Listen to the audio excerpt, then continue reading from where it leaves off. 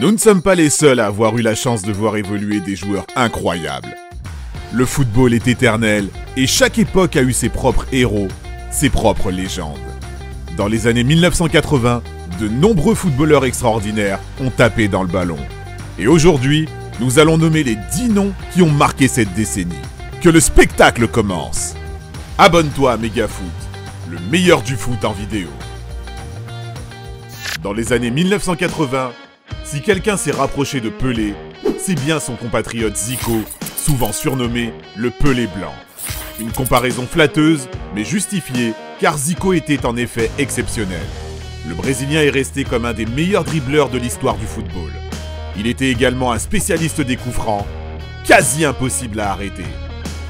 Zico a joué pour Flamengo presque toute sa carrière, menant le club à plusieurs gloires. Il a également fait un passage à l'Udinese dans les années 80, où il est considéré comme une légende en raison de ses prestations inoubliables. Joueur mythique, tout simplement. On enchaîne avec un attaquant italien classique qui a tout gagné au cours de sa carrière. Paolo Rossi et sa collection légendaire de trophées. Vainqueur du Ballon d'Or et de la Coupe du Monde, Rossi a été l'une des figures marquantes des années 1980. En 1982, il a volé la vedette à la Coupe du Monde de la FIFA en remportant les 3 prix du tournoi les plus prestigieux du monde. Rossi était un pur numéro 9. En 1985, l'Italien a également remporté la Coupe d'Europe avec la Juventus. Le joueur suivant est Hugo Sanchez, un buteur d'élite à la carrière exceptionnelle. Il a débuté la décennie avec l'Atlético de Madrid après un passage réussi chez les Pumas de son Mexique natal. Mais c'est au Real Madrid qu'il a connu ses plus belles années, entre 1985 et 1992, où il a remporté 5 titres consécutifs en Liga et 4 prix Pichichi pour son impressionnant bilan de buts. L'un des meilleurs joueurs d'Amérique centrale, clairement. Rummenigge est un autre buteur figurant sur la liste du jour. La légende du Bayern Munich a marqué de son empreinte les années 80. Il a atteint 2 finales de Coupe du Monde consécutives avec la RFA en 1982 et 1986. Et lorsqu'il a fait ses adieux au Bayern en 1984, il était déjà une légende.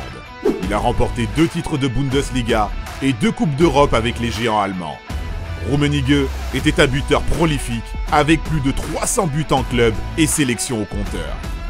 L'enfant fidèle du Milan, Franco Baresi, était un jeune espoir au début des années 80 et qui a su se faire un nom tout au long de la décennie. Baresi a remporté 3 Ligues des Champions avec le Milan et a joué toute sa carrière sous les couleurs rossoneri. Il est considéré comme l'un des meilleurs défenseurs de l'histoire du football. Baresi a également fait partie de l'équipe italienne qui a remporté la Coupe du Monde de la FIFA en 1982. Le Brésilien Socrates était une autre sensation des années 1980. Une icône qui a inspiré le monde entier par son style et son état d'esprit. Le docteur a été le capitaine de l'une des meilleures équipes nationales du Brésil en 1982.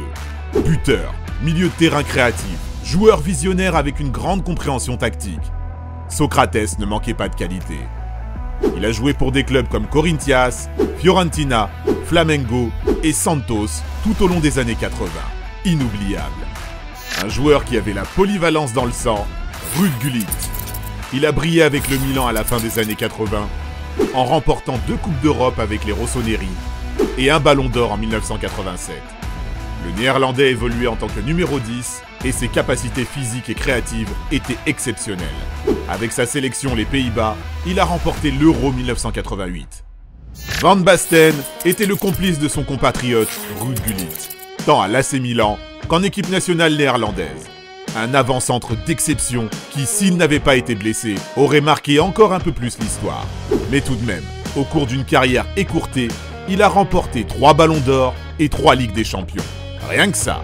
Il a été le héros des Pays-Bas lors de l'Euro 1988, en étant le meilleur buteur et le meilleur joueur du tournoi.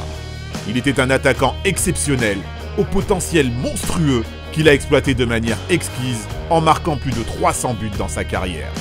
Quelle histoire! Allons enfants de la patrie. Bon, on se calme. Un héros français, un leader et un joueur extraordinaire. Michel Platini était tout cela et bien plus encore. Platini a dominé de manière quasi absolue les années 80. À lui seul, il a remporté 3 fois le Ballon d'Or et gagné l'Euro en 1984. Platini était un buteur et un tireur de coups francs spectaculaire dans son rôle principal de numéro 10. Position dans laquelle il s'est fait un nom pour les générations à venir. En club, il a d'abord fait un long passage à Nancy, puis a terminé sa carrière à la Juventus, où il a remporté une Coupe d'Europe. Avant de révéler notre numéro 1, voici quelques mentions honorables.